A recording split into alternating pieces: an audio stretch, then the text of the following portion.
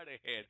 Fight fans, if you want to call into the show, talk about the interview we had with Victor Conte while my co-host is looking for Alex Ariza so he can respond back to what Victor had to say. You certainly can. 347-215-7598. I'm here with back here with Alex Ariza, and I'm screaming because he can't hear us very well. He's in the gym. Welcome to the show, Alex. Thank you. Now, Victor had some pretty strong comments regarding you. He saw your quotes calling him a snake oil salesman and a mental midget. I never called him a snake oil salesman or a mental midget. I said that he didn't have the mental capacity, and I called him a con man and a hack. So I didn't use any of those. Those are the words I used.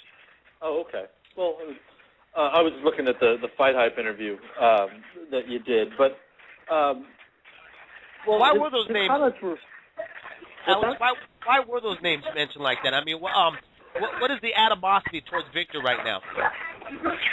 Because he, I honestly have never had any. I didn't know that guy either. And I, generally don't just go out and just start saying things like that until I read some articles saying that he didn't feel that our program was as comprehensive and scientific as his, or then he said that it was that our gym needs to be focused on, and the fighters that come out of our gym need to be tested. He just started, talking shit out of his ass, and with no basis for it. And so, Freddie and I took it personal. Mm-hmm. Now, we've never talked about whatever he does over over where he's at. So, why is he? Is he just trying to talk so he can get some airtime? Is he trying to get some paper time? What was the point of bringing us into whatever nonsense he was talking about? He believes that there's animosity because he mentioned here on the show that if you were doing such a great job, then why is Freddie Roach calling him to work with him? Well, you have to ask Freddie Roach that. But were you aware of that? I'm doing listen. I've had 20 over 20 consecutive wins. HBO got a little confused, 16-0. So who's Victor Conte training? He's not even on anybody's radar that's even worth anything. So who's he traiking? You don't think Nonito Donaire? What guys has he made champion? Right, but you don't think Nonito Donaire is worth anything? He's a good fighter. There's sometimes these guys, the things that I say, they need to be somebody needs to explain what I'm saying to them because they're not understanding what I'm saying. He's doing well and stuff like that, but I mean he's not really turning anybody's head. He's not jumping up weight class after weight class after weight class, knocking people out. All my fighters are doing that. When people see our fighters going to the ring, they see fireworks, the crowd pleasing. Every one of the fights have been like that. Our fighters, all of them. Who does he have? What has he done? I mean, certainly, even before the Balco thing, he had some world-class athletes before he turned. That was then. You know what? This is today. Right. This is 2011, 2012. Today, what has he done today? That's fair enough. I don't give a shit what he did 10 years ago, or who he juiced up, or what he did, or how he cheated to win medals. That doesn't impress me. One of the comments that he made, and he prefaced this by saying, one, that it's just his opinion, and he said he based it on your behavior, that he thought your ego was kind of out of control. And he made a very strong comment that I'm sure you'd want to respond to, and that he said, it's just my opinion, but by the way he acts, this is me quoting, all I can say is he's a dope man and a fool. And he's a what? He said that you're a dope man and a fool. A dope man? A dope man, and that you're not really a strength and conditioning coach. I'm a dope man, meaning what? Meaning that I don't know. You know what? I wasn't born in the late 40s, so some of those things and those terms and I don't know them. So you have to just bring them up to date.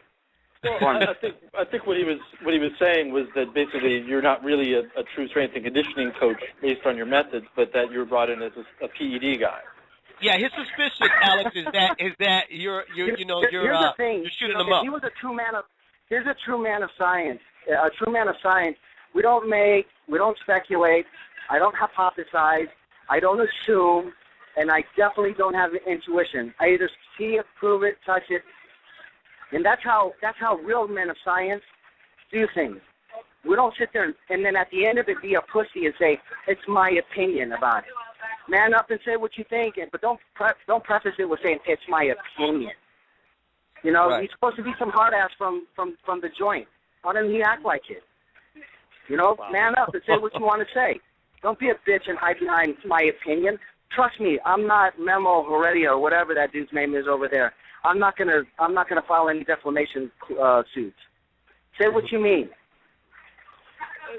There's been all this suspicion, and there wasn't really any before Floyd asked for the Mayweather testing. I'm not going to call it Olympic style because it's not Olympic style. Right. And one, I guess a two-part question. One, why do you think all that suspicion is there? Do you think it's warranted, or is it based on your background? Where do you think it comes from? What do you mean based on my background? What's my background? Just other fighters that you've worked for. There's been other rumors that are out there. I mean, if you want like to who? Name one. Name one rumor. One rumor I heard was that you were working with Diego Corrales. And Diego Corrales was juiced? That's one rumor that I heard. That Never heard that rumor before. Never heard that rumor. I don't mind that people bring up, legitimate stuff, but never in the years that I worked with Diego that I've ever heard that he was juiced. That never came up. As far as that's my background.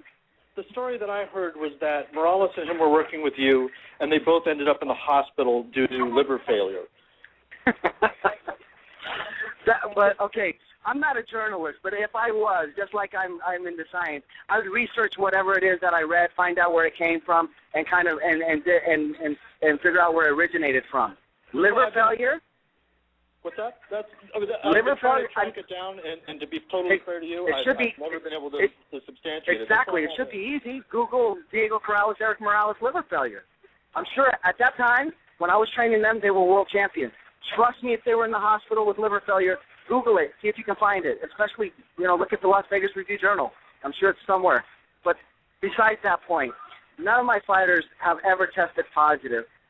Number one. Two, I've taken Amir Khan from 130 pounds all the way to 140, now to be fighting at 147 pounds. He's on the British Boxing Commission over there. It's mandatory that they sign and allow random drug testing. So right. He's periodically drug tested.